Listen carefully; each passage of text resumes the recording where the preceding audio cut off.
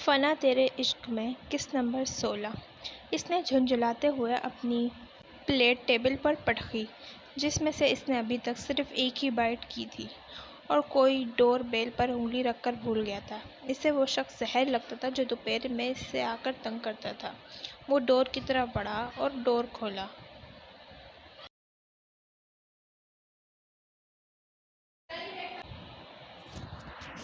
سامنے مومل کو دیکھ کر اس نے غصہ ضبط کیا۔ خیریت وہ بات مکمل بھی نہیں کر پایا کہ وہ اسے سامنے سے ہٹاتی اندر کی جانب بڑھ گئی۔ وہ بھی دانت پیستا ہوا اس کے پیچھے آیا۔ مجھے تمہارے گھر جانا ہے، مومل نے اسے بیٹھتے دیکھ کر کہا۔ وہ جینز اور اس پر شارٹ فراک پہنے ہوئے تھی۔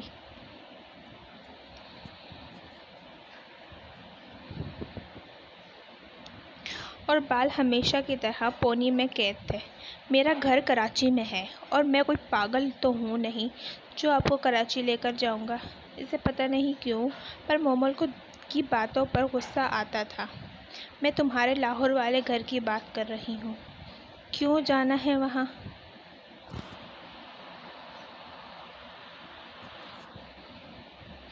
مجھے اس کیوٹ سی لڑکی سے ملنا ہے اور تمہارا گھر بھی دیکھنا ہے۔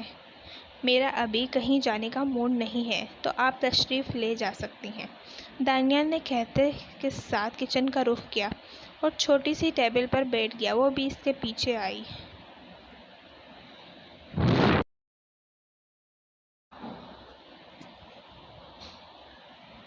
ہم چل رہے ہیں ابھی، وہ پیچھے سے آ کر چلائی۔ مجھے ایک بات سمجھ نہیں آتی کہ میں آپ کا علاج کر رہا ہوں یا آپ نے مجھے حکم چلانے کے لیے اپوائنٹ کیا ہے، اس نے جل کر کہا اور پاستے میں سے ایک چمچ منہ میں ڈالا۔ یہ تم نے بنایا ہے؟ لاؤ ذرا ٹیسٹ تو کرواؤ۔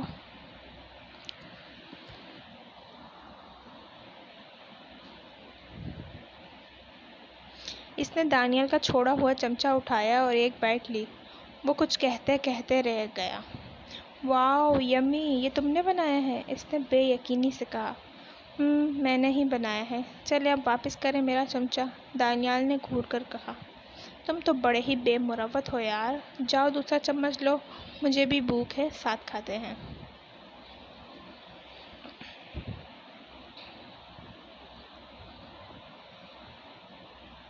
گھر سے کھا پی کر آیا کریں۔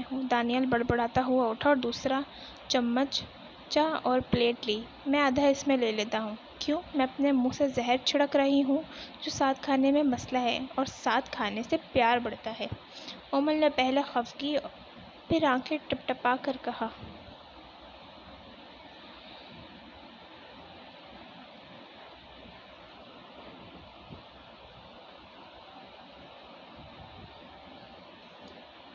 دانیال نے بنا کچھ کہے کھانا شروع کیا کیونکہ مومل جس اسپیڈ سے کھا رہی تھی یقیناً 2 منٹ میں سب کھا جاتا تھا۔ تم روز خود بناتے ہو کھانا؟ مومل نے آخری بائٹ لیتے ہوئے کہا۔ مومل کا تو پیٹ بھر گیا تھا جبکہ بیچارہ دانیال خالی پلیٹ کو گھور رہا تھا۔ اوہ گریٹ، تو روز دوپہر کا کھانا ساتھ میں ڈن کرو۔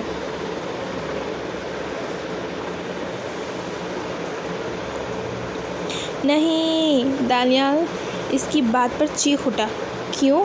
اس نے خطرناک تیوروں سے اسے گھورا جسے دیکھ کر واقعی دانیال نے تھوک نکلا۔ میں روز دوپہر میں سوتا ہوں، آج قسمت سے جاگ رہا تھا۔ کوئی بات نہیں، میں ہوں نا تمہیں جگانے کے لیے۔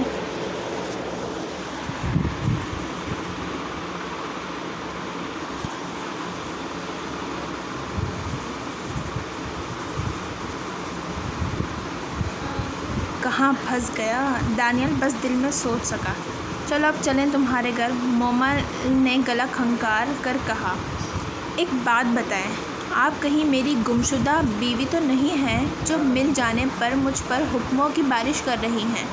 اس کے بیوی کہنے پر نہ جانے کیوں مومل بلش ہوئی۔ میں لاؤنج میں ہوں، تم ریڈی ہو کر آؤ۔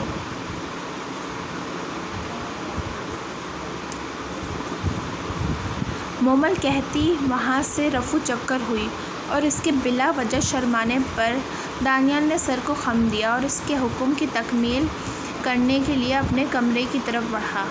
وہ ایک ایسی چڑیل تھی جو اسے دوپہر میں تنگ کرتی تھی۔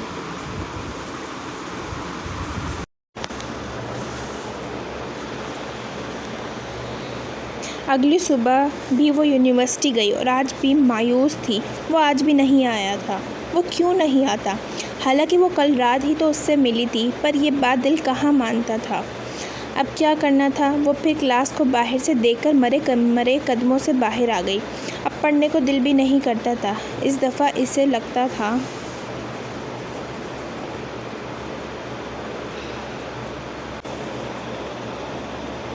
کہ وہ پہلے جتنے نمبروں سے پاس نہیں ہوگی۔ وہ پڑھائی میں پہلے جیسی نالائق ہوتی جا رہی تھی۔ اس کے دل کے کسی کونے میں ایک دنیا آباد ہو رہی تھی اور اس دنیا میں بس وہ تھا۔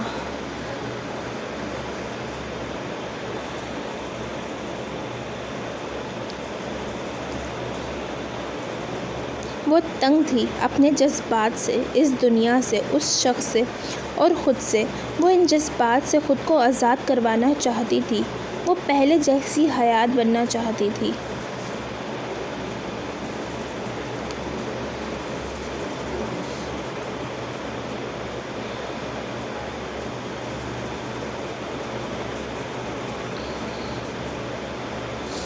جسے کسی سے کوئی غرض ہو ہی نہ، پر آزادی اتنی آسانی سے کہاں ملتی ہے۔ بہت کچھ گنوانا پڑتا ہے، اور یہ تو اس کی محبت کی جنگ تھی جو اسے اس شخص سے نہ جانے کب پر ہو گئی تھی۔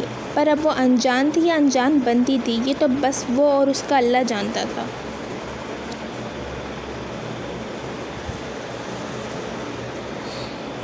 ڈیوڈ اینزو کے کمرے میں داخل ہوا۔ وہ صوفے سے ٹیک لگائے بیٹھا ہوا تھا اور اپنے فون میں مصروف تھا۔ کسی کی آہٹ پر اس نے سر اٹھایا اور ڈیوڈ کو پاس بیٹھنے کا اشارہ کیا۔ ڈیوڈ خاموشی سے اس کے پاس بیٹھ گیا۔ اس نے اینزو کا حکم اتنی فرما برداری سے کیوں مانا؟ شاید نیند کی وجہ سے۔ اینزو نے اٹھتے ہی سب سے پہلا کام ڈیوڈ کو ایمرجنسی میں گھر بلایا۔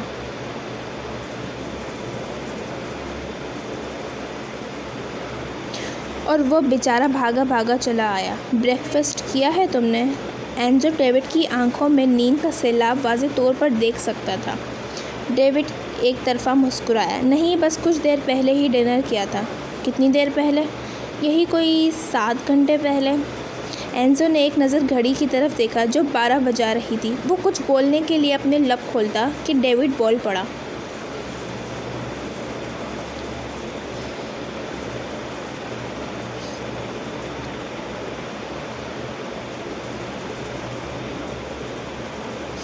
خبردار جو میری وقت کی پابندی کو نظر لگایا تو۔ اینزو تو بس اسے دیکھتا ہی رہ گیا۔ اچھا خیر، ذرا ایمرجنسی بتانا پسند کریں گے آپ؟ میں حیات سے محبت کرتا ہوں، اس نے اطمینان سے کہا۔ ڈیوڈ اس کی بات سن کر گردن موڑ کر اس کے چہرے کا معائنہ کیا۔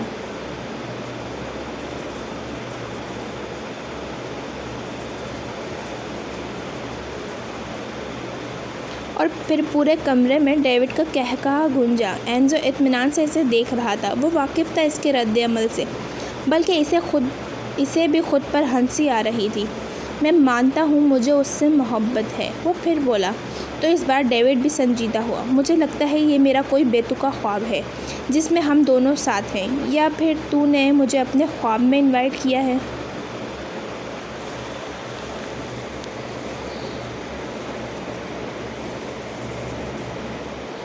ڈیوڈ خود کو زور زور سے ہلانے لگا۔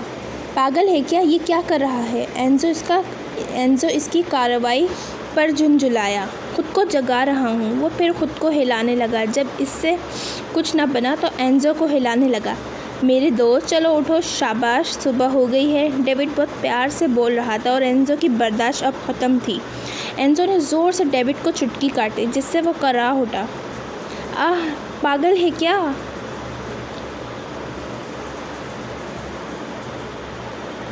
نہیں، بس تجھے نیند سے جگانے کا آسان طریقہ اپنایا ہے۔ تجھے تو آسانی سے کوئی بات سمجھ جو آتی نہیں۔ کب سے بول رہا ہوں، مانتا ہوں اپنی محبت کو، پر تیرے ڈرامے ہی ختم نہیں ہو رہے۔ وہ جل بھن کر بولا۔ تو میں کیسے مانوں؟ تجھے منانے کے لیے آئیفل ٹاور سے چھلانگ لگا دوں یا پھر پانسی پر خود کو لٹکا دوں؟ تب تو یقین آ جائے گا نا۔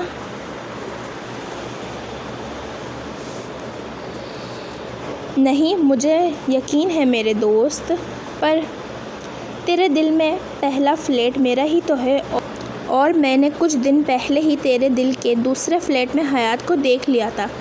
اس کی بات پر اینزو کہکا لگا اٹھا۔ خیر آگے کیا کرنا ہے اور صوفیہ کا کیا ہوگا؟ اینزو صوفیہ کا نام سن کر بدمزہ ہو گیا تھا۔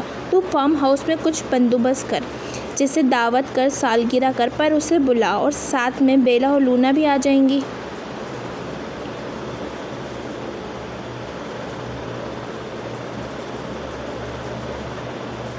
پر تجھے یقین ہے وہ آئے گی؟ تم بیلا سے بات کرو، وہ اسے لے کر آئے گی۔ تم تو ہوسٹ سے رابطے میں، اینزو نے جتایا، جس پر وہ ہنس دیا۔ دونوں اپنی زندگی سے زیادہ ایک دوسرے کی زندگی میں ٹانگ اڑاتے تھے۔ دیکھ وہ یہاں کبھی نہیں آئے گی۔ تو ایک کام کر، ولا اڈا میں انہیں بلاتے ہیں، پر ایسے ظاہر کرنا کہ اتفاقاً ملے ہیں۔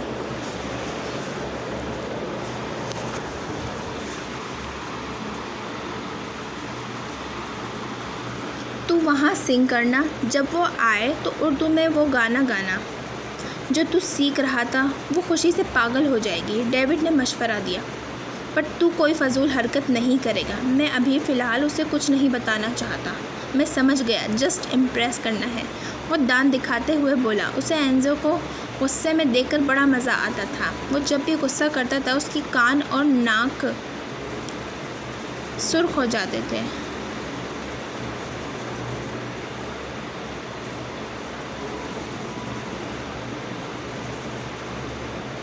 فضول باتیں بعد میں کر اور بیلا کو کال کر، میں جب تک تیار ہو جاؤں۔ اینزو اٹھا اور ڈریسنگ روم کی طرف بڑھا۔ میں اس کا پسندیدہ رنگ جانتا ہوں، ڈیوڈ نے اتراتے ہوئے پیچھے سے کہا۔ تو اینزو کے قدم تھم گئے۔ تو کیوں اتنی خبر رکھتا ہے اس کی؟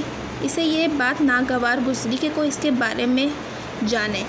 یہ میں نے بیلا سے پوچھا تھا، اپنے پوزیسو دوست کے لیے۔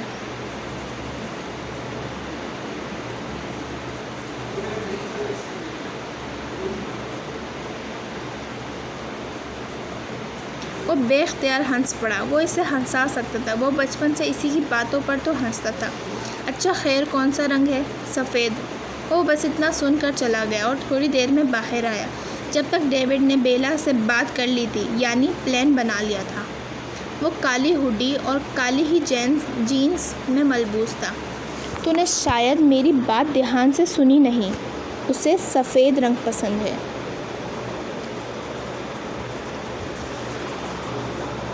سنی تھی، پر میں چاہتا ہوں وہ مجھے میرے پسندیدہ رنگ میں پسند کرے، اور سفید رنگ اس پر جچتا ہے، اور جو چیز اس پر جچتی ہو میں اس میں اسے پسند نہیں آؤں گا۔ وہ تحمل سے بولا اور اپنے بال سیٹ کرنے میں مصروف ہو گیا۔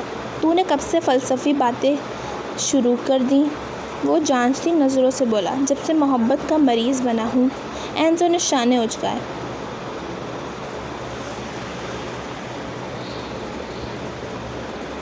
اب چلیں۔ وہ باہر کی طرف چلے گئے۔ اینزو کے اقرار پر ڈیوڈ تو بہت خوش تھا۔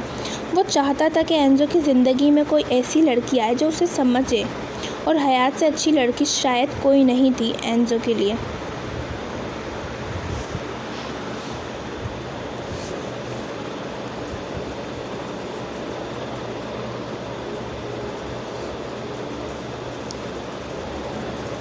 کار خان ہاؤس کے باہر رکی تھی۔ یہ گھر کافی بڑا اور پرانا معلوم ہو رہا تھا، پر خوبصورت بھی تھا۔ اس نے چابی سے دروازہ کھولا اور کار اندر پورچ میں روکی۔ اس کے پاس ایکسٹرا چابی تھی جو ہر وقت اس کے پاس موجود ہوتی تھی۔ وہ دونوں اندر کی طرف بڑھے۔ آج کافی خاموشی سی تھی۔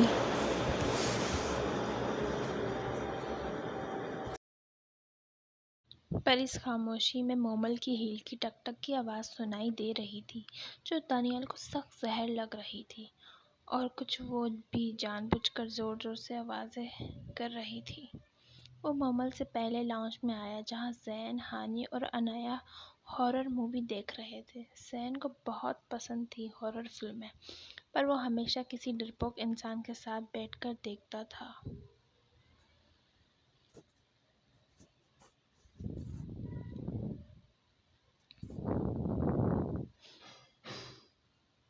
تاکہ دوسرے کے ڈرنے پر وہ اسے اور ڈرا سکے۔ ہانی کا ہاتھ اس کی آنکھوں پر تھا جس سے وہ چھپ چھپ کر اسکرین کی طرف دیکھ رہی تھی۔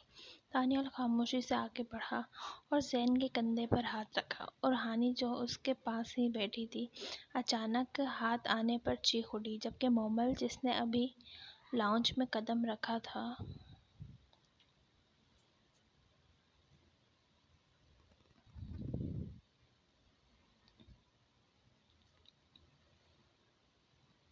اس نے ہانی کی چیخ میں اس کا بھرپور ساتھ دیا تھا، جس پر وہ ذرا سا لڑکھڑا بھی گئی تھی، جس کی وجہ سے اس کی ہیل بھی ٹوٹ گئی تھی۔ دانیال نے اس کی بے وجہ کی چیخ پر مڑ کر اسے گھورا، پر نظر ہیل پر گئی تو دل نے 1000 بار اللہ کا شکر ادا کیا تھا۔ آہ زین بھائی، ابھی میرا دل باہر نکل جاتا، ہانی نے ہانپتے ہوئے کہا۔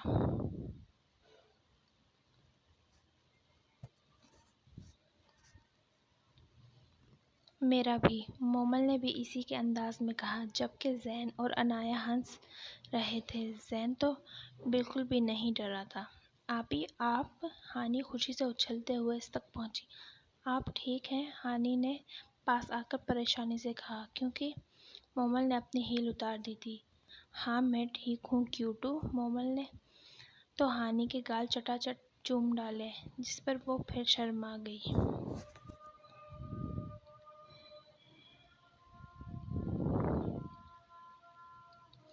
وہ ذرا گوگلو سی تھی۔ آپی آئیں نا، ہانی نے اسے کھینچ کر صوفے پر بٹھایا۔ اور کوئی نہیں ہے گھر پر؟ اور تمہارے ہسبینڈ کہاں ہیں؟ اس نے عنایہ سے کہا۔ وہ آفس میں ہیں اور میری امی اور مامی پاس میں گئی ہوئی ہیں، اور ماموں بھی حاکم کے ساتھ گئے ہیں، تو بس گھر میں ہم ہی تھے، عنایہ نے مسکرا کر کہا۔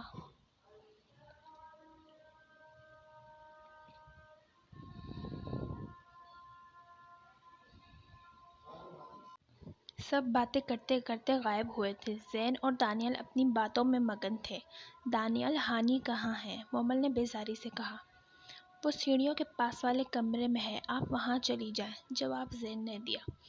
وہ بھی فوری اٹھی۔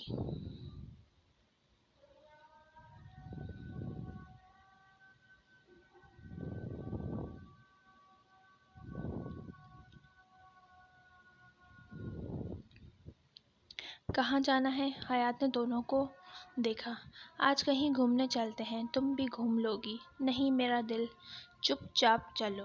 لونا نے اسے فرنٹ سیٹ پر بٹھایا اور بیلا بھی پیچھے بیٹھ گئی۔ لونا ڈرائیونگ سیٹ پر بیٹھ گئی۔ اچھا جا کہاں رہے ہیں؟ تم اتنے سوال کیوں کرتی ہو؟ بیلا نے بیزاری سے کہا۔ اوہ ہیلو، میں تم سے نہیں پوچھ رہی۔ لونا تم بتاؤ۔ حیات سوال کرنا بند کرو۔ اس سے بھی یہی جواب پا کر وہ خاموش ہو گئی۔ وہ لوگ 15 منٹ میں پہنچ گئے تھے۔ ولا اڈا اسپینسر سے تھوڑا ہی دور تھا۔ ٹو بی کنٹینیو، انشاءاللہ نیکسٹ ایپیسوڈ جلدی آئے گی۔ اللہ حافظ۔